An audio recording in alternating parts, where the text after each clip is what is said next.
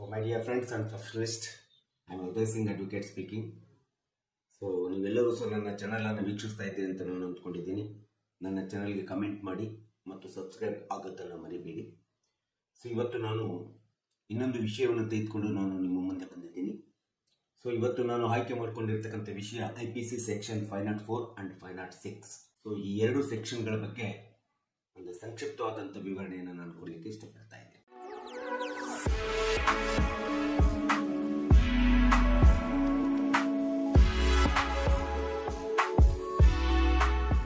IPC 504 and 506 ಸೆಕ್ಷನ್ಸ್ಗಳು ಸಹಜವಾಗಿ ಯಾವುದೇ ಒಂದು ಅಪರಾಧೀಕರಣದ ಅಥವಾ ಅಪರಾಧವನ್ನು ನಡೆದಂತ ಸಂದರ್ಭದಲ್ಲಿ ದೂರು ದಾಖಲಿಸಿದಂತ ಸಂದರ್ಭದೊಳಗಡೆ ಪೊಲೀಸ್ ಅಧಿಕಾರಿಗಳು ಆ ಒಂದು ಮುಕದ್ದಮೆಯಲ್ಲಿ ಅಪರಾಧದ ಮುಕದ್ದಮೆ ಒಳಗಡೆ 504 ಮತ್ತು 506 ಸೆಕ್ಷನ್ಸ್ ಗಳನ್ನ ಅಟ್ರಾಕ್ಟ್ ಮಾಡಿ FIR ಹಾಕತಕ್ಕಂಥದ್ದು ನಾವು ಸಹಜವಾಗಿ ನಾವು ನೋಡ್ತಾ ಇದ್ದೀವಿ. ಈ ಎರಡೂ ಸೆಕ್ಷನ್ಸ್ ಗಳು IPC ಯಲ್ಲಿ 504 ಮತ್ತು 506 ಯಾವ ಸಂದರ್ಭದಲ್ಲಿ ಪೊಲೀಸ್ ಇಲಾಖೆ FIR ನಲ್ಲಿ ಈ ಒಂದು ಸೆಕ್ಷನ್ಸ್ ಗಳನ್ನ ಹಾಕಿ ಒಂದು ಮುಕದ್ದಮೆ ದಾಖಲಿಸಲಾಗ್ತದೆ ಅಂತಂದ್ರೆ, ಯಾವುದೇ ಒಬ್ಬ ವ್ಯಕ್ತಿ ಇನ್ನೊಬ್ಬರ ಮನಸ್ಸಿನ ಶಾಂತಿಯನ್ನು ಕದಡಿದಾಗ, ಇನ್ನೊಬ್ಬರಿಗೆ ಅವಹೇಳನ ಮಾಡಿದಾಗ, ಅಪಮಾನ ಮಾಡಿದಾಗ, ಅಥವಾ ಯಾವುದೇ ವಿಧವಾದಂತ ರೀತಿಯಲ್ಲಿ ಸಮಾಜದಲ್ಲಿ ಅಶಾಂತಿ ಭಂಗ ನಿರ್ಮಾಣ ಮಾಡಿದಾಗ, ಅಥವಾ ಶಾಂತಿಯ ಭಂಗವನ್ನು ಮಾಡಿದಂತ ಸಂದರ್ಭದಲ್ಲಿ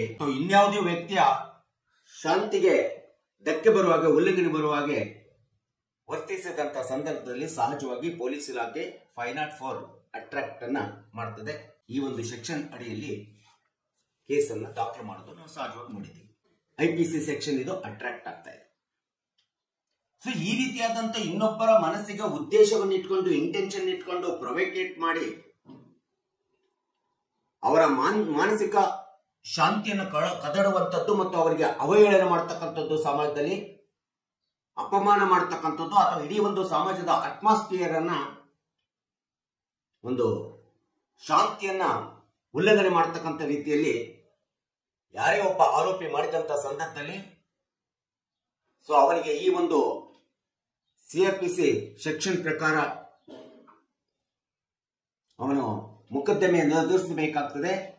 ಮತ್ತು IPC ಸೆಕ್ಷನ್ 504 ಅನ್ನ ಅಟ್ರಾಕ್ಟ್ ಮಾಡಿದಂತ ಸಂದರ್ಭದಲ್ಲಿ ಅಂತ ಒಬ್ಬ ಆರೋಪಿಗೆ 2 ವರ್ಷ ಜೈಲು ಶಿಕ್ಷೆಯನ್ನು ಕೊಡಬೇಕಂತೇಳಿ ಈ ಒಂದು ಸೆಕ್ಷನ್ ನಲ್ಲಿ ನಾವು ನೋಡ್ತಾ ಇದ್ದೀವಿ.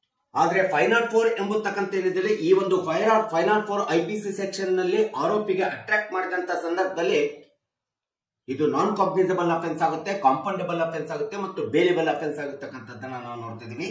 ಇದನ್ನ ನಾವು ಬೇಲೇಬಲ್ ಅಫೆನ್ಸ್, ಕಾಂಪೌಂಡಬಲ್ ಅಫೆನ್ಸ್ ಅಂತೇಳಿ ಪರಿಗಣಿಸಬೇಕಾಗುತ್ತೆ. ಈಗ IPC ಸೆಕ್ಷನ್ 504 ನ ಅಡಿಯಲ್ಲಿ ಕೇಸು ದಾಖಲಾದಂತ ಸಂದರ್ಭದಲ್ಲಿ ಸಹಜವಾಗಿ ಆರೋಪಿ ವಕೀಲರ ಮುಂದೆ ಬಂದಾಗ, ವಕೀಲರಿಗೆ ಹತ್ತಿರ ಬಂದಂತ ಸಂದರ್ಭದಲ್ಲಿ ವಕೀಲರು ಸಹಜವಾಗಿ CRPC 436 ಪ್ರಕಾರ ಆರ್ಡಿನರಿ ಬೇಲ್ ಅನ್ನು ಅಪ್ಲೈ ಮಾಡ್ಕೊಂಡ್ಬಿಟ್ಟು ಆರೋಪಿಗೆ ಬೇಲ್ ಮಾಡಿಸತಕ್ಕಂಥದ್ದನ್ನ ನಾವು ನೋಡ್ತಿದ್ವಿ ಈ ಒಂದು 504 ಸೆಕ್ಷನ್ ಒಳಗಡೆ.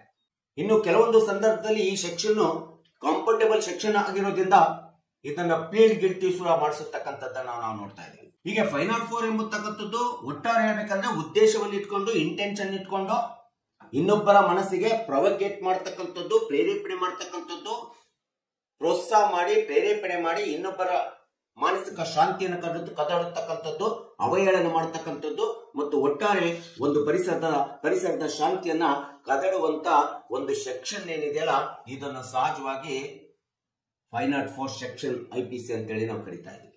ಸೊ ಹಾಗೆ ಇನ್ನೊಂದು ಸೆಕ್ಷನ್ IPC 506, ಈ ಸೆಕ್ಷನ್ ಅನ್ನು ನೋಡ್ತಾ ಹೋದ್ರೆ 504 ಮತ್ತು 506 ಬಹಳ ವ್ಯತ್ಯಾಸ ಇದೆ. 506 cognizable offence, non bailable offence, non compoundable offence ಅಂತೇಳಿ ನಾವು ಹೇಳಬೇಕಾಗುತ್ತೆ. ಒಂದು ವೇಳೆ ಯಾವುದೇ ಒಂದು ಮುಕದ್ದಮೆ, ಅಪರಾಧಕ್ಕೆ ಸಂಬಂಧಪಟ್ಟಂತ ಮುಕದ್ದಮೆ ಒಳಗಡೆ ಪೊಲೀಸ್ ಅಧಿಕಾರಿಗಳು 506 ಸೆಕ್ಷನ್ ಅನ್ನ ಅಟ್ರಾಕ್ಟ್ ಮಾಡಿದಂತ ಸಂದರ್ಭದಲ್ಲಿ, ಯಾವಾಗ ಈ ಒಂದು 504 ಮತ್ತು 506 ನ ಪ್ರಕರಣ ಒಬ್ಬ ಆರೋಪಿ ಮೇಲೆ ಬಂದ್ಬಿಟ್ಟು ಅವನು ನ್ಯಾಯಾಲಯದ ಮುಂದೆ ಬಂದಂತ ಸಂದರ್ಭದಲ್ಲಿ 506 ಅನ್ನ ನಾವು ಕಾಗ್ನಿಸಬಲ್ ಮತ್ತು ನಾನ್ ಬೇಲೇಬಲ್ ಅಫೆನ್ಸ್ ಅಂತೇಳಿ ಕನ್ಸಿಡರ್ ಮಾಡಬೇಕಾದ್ರೆ, ಪ್ರಾಸಿಕ್ಯೂಷನ್ ಸೈಡ್ ಏನಿದೆಯಲ್ಲ, ಎರಡು ಅತಿ ಪ್ರಮುಖವಾದಂತ ಕಾಂಪೋನೆಂಟ್ ಅಥವಾ ಇಂಗ್ರೀಡಿಯೆಂಟ್ಸ್ ಅನ್ನ ಪ್ರಾಸಿಕ್ಯೂಷನ್ ಸೈಡ್ ಪ್ರೂವ್ ಮಾಡಬೇಕಾಗುತ್ತೆ. 506 ಸೆಕ್ಷನ್ ಒಳಗಡೆ. ಆ ಎರಡು ಅತಿ ಪ್ರಮುಖವಾದಂತ ಇಂಗ್ರೀಡಿಯೆಂಟ್ಸ್ ಅಂತಂದ್ರೆ 506 ಸೆಕ್ಷನ್ ಅನ್ನು ಅಟ್ಯಾಕ್ ಮಾಡಿದಾಗ ಅದನ್ನು ಪ್ರೂವ್ ಮಾಡಬೇಕಾದ ಪ್ರಾಸಿಕ್ಯೂಷನ್ ಆ ಒಂದು ಎರಡು ಪ್ರಮುಖ ಅಂಶಗಳಂತಂದ್ರೆ ಮೊಟ್ಟ ಮೊದಲನೇದಾಗಿ ಆರೋಪಿಯಾದಂತವನು ಇತರರಿಗೆ ಬೆದರಿಕೆಯನ್ನ ಹಾಕಿರಬೇಕು. ಅದು ಯಾವುದೇ ರೀತಿಯಾದಂತ ಬೆದರಿಕೆ ಇರಬಹುದು. ಇದು ಮೊದಲನೇ ಅಂಶ, ಥ್ರೆಟ್ ಅಂತೇಳಿ ಹೇಳ್ತೀವಿ. ಇನ್ನು ಎರಡನೇ ಅಂಶ ಅಂತಂದ್ರೆ ಆರೋಪಿ ಹಾಕಿರುವಂತ ಬೆದರಿಕೆಯಿಂದ ಆ ಬೆದರಿಕೆಗೆ ಒಳಗಾದಂತ ವ್ಯಕ್ತಿಯ ಮಾನಸಿಕ ಶಾಂತಿಗೆ ಧಕ್ಕೆ ಬಂದಿರಬೇಕು, ಅಥವಾ ಅವನ ಶರೀರಕ್ಕೆ ತೊಂದರೆ ಆಗಿರಬೇಕು, ಅಥವಾ ಅವನ ಆಸ್ತಿ ಅಂತಸ್ತಿಗೆ ಹಾನಿ ಉಂಟಾದಂತ ಸಂದರ್ಭದಲ್ಲಿ ಮಾತ್ರ 506 ಅನ್ನ ಕಾಗ್ನಿಸಬಲ್, ನಾನ್ ಬೇರೇಬಲ್, ನಾನ್ ಕಾಂಪೌಂಡಬಲ್ ಅಫೆನ್ಸ್ ಅಂತೇಳಿ ಹಾಕ್ಬೇಕಾಗುತ್ತೆ. IPC ಸೆಕ್ಷನ್ ಪ್ರಕಾರ ಅಟ್ಯಾಕ್ ಮಾಡ್ತಾರೆ 506 ಅನ್ನ. ಒಂದು ವೇಳೆ ಈ ಎರಡು ಪ್ರಮುಖ ಅಂಶಗಳು ಆರೋಪಿ ಇತರರಿಗೆ ಬೆದರಿಕೆಯನ್ನು ಒಡ್ಡಿರ್ತಕ್ಕಂಥದ್ದನ್ನು ಪ್ರಾಸಿಕ್ಯೂಷನ್ ಪ್ರೂವ್ ಮಾಡಬೇಕು, ಮತ್ತು ಆ ಆರೋಪಿ ಒಡ್ಡಿರುವಂತ ಬೆದರಿಕೆಯಿಂದ ಯಾವುದೇ ವಿಧವಾದಂತ ವಿಕ್ಟಿಮರ್ಗೆ ಶಾರೀರಿಕವಾಗಿ ಆಗಲಿ ಅಥವಾ ಅವನ ಆಸ್ತಿಗೆ ಆಗಲಿ ಹಾನಿ ಉಂಟಾಗಿರ್ಬೇಕು. ಅಂತ ಸಂದರ್ಭದಲ್ಲಿ ಮಾತ್ರ ಇದು ಕಾಗ್ನಿಸಬಲ್ ಅಫೆನ್ಸ್ ಆಗುತ್ತೆ. ಅದರ್ವೈಸ್ ಇದು ಕೂಡ 506 ಸಹ ಈ ಎರಡು ಅಂಶಗಳು ಅಪರಾಧದೊಳಗಡೆ ಪ್ರಾಸಿಕ್ಯೂಷನ್ ಪ್ರೂವ್ ಮಾಡಲಿಲ್ಲ ಅಂದ್ರೆ ಇದು ಸಹ ನಾನ್ ಕಾಗ್ನಿಸಬಲ್ ಆಗುತ್ತೆ, ಕಾಂಪೌಂಡಬಲ್ ಆಗುತ್ತೆ, ಅಥವಾ ಬೇಲೇಬಲ್ ಅಫೆನ್ಸ್ ಅಂತೇಳಿ ಪರಿಗಣಿಸಲಿಕ್ಕೆ ಸಾಧ್ಯ ಆಗುತ್ತೆ. ಸೊ ಒಂದು ವೇಳೆ ಈ ರೀತಿಯಾದಂತಹ 506 ಅಟ್ರಾಕ್ಟ್ ಆಗಿ ಈ ಎರಡು ಇಂಗ್ರೀಡಿಯೆಂಟ್ಸ್ ಪ್ರಮುಖ ಅಂಶಗಳು ಆರೋಪಿಲಿಂದ ಆಗಿದೆ ಅಂತೇಳಿ ಪ್ರೂವ್ ಆಯ್ತು ಅನ್ನತಕ್ಕಂಥ ಸಂದರ್ಭದಲ್ಲಿ ಇಂಥ ಒಂದು 506 ನ ಆರೋಪಕ್ಕೆ ಅಪರಾಧಕ್ಕೆ ಒಳಗಾದಂತ ಆರೋಪಿಗೆ 2 ರಿಂದ 3 ವರ್ಷದ ವರೆಗೆ ಜೈಲು ಸೆರೆ ಅಥವಾ ಜೈಲು ಶಿಕ್ಷೆಯನ್ನು ಕೊಡಬೇಕಂತೇಳಿ ಈ ಒಂದು ಸೆಕ್ಷನ್ ಹೇಳ್ತಕ್ಕಂಥದ್ದನ್ನ ನಾವು ನೋಡ್ತಾ ಇದ್ದೀವಿ. ಸೊ ಹೀಗೆ 504 ಮತ್ತು 506 ಈ ಎರಡು ಸೆಕ್ಷನ್ಸ್ ಗಳು ಅಟ್ರಾಕ್ಟ್ ಆದಂತ ಸಂದರ್ಭದಲ್ಲಿ 506 ನ ಅಡಿ ಒಳಗಡೆ ಆರೋಪಿ ಬೇಲನ್ನು ಪಡ್ಕೋಬೇಕಂದ್ರೆ ಈ ಎರಡು ಪ್ರಮುಖವಾದಂತ ಅಂಶಗಳ ಒಳಗಡೆ ಏನಾದ್ರೂ ಅಫೆನ್ಸ್ ಆಗಿತ್ತು ಅಂತಂದ್ರೆ ಬೆದರಿಕೆ ಒಡ್ಡಿರ್ತಕ್ಕಂಥದ್ದು ಮತ್ತು ಬೆದರಿಕೆ ಮೂಲಕ ಬೇರೆ ವ್ಯಕ್ತಿಗೆ ಅವಹೇಳನ, ಅಪಮಾನ, ಅಶಾಂತಿ, ಅವನಿಗೆ ಶಾರೀರಿಕ ತೊಂದರೆ ಅಥವಾ ಅವನ ಆಸ್ತಿಗೆ ಹಾನಿ ಉಂಟಾಗಿದೆ ಅಂದಂತ ಸಂದರ್ಭದಲ್ಲಿ ಆರೋಪಿ ಇದನ್ನ CRPC 437 ಅಡಿ ಒಳಗಡೆ ಬೇಲಿಗೆ ಅಪ್ಲಿಕೇಶನ್ ಹಾಕಿ ಬೇಲನ್ನು ಪಡ್ಕೋಬೇಕಾಗುತ್ತೆ. ಇಲ್ಲ ಅಂದ್ರೆ ಸಾಮಾನ್ಯ ಬೇಲ್ ಮೂಲಕ ಅಥವಾ ಕಾಂಪೌಂಡಬಲ್ ಆಗಿ ಪ್ಲೇಡ್ ಗಿಲ್ಟಿ ಮೂಲಕ ಸೊ ಅವನು ಬೇಲನ್ನು ಪಡ್ಕೊಳ್ಳತಕ್ಕಂಥದ್ದು ಅಥವಾ ಫೈನ್ ಅನ್ನು ಕಟ್ಟತಕ್ಕಂಥದ್ದು ಸಹ ಈ ಸೆಕ್ಷನ್ ಸಹ ಹೇಳ್ತೇನೆ.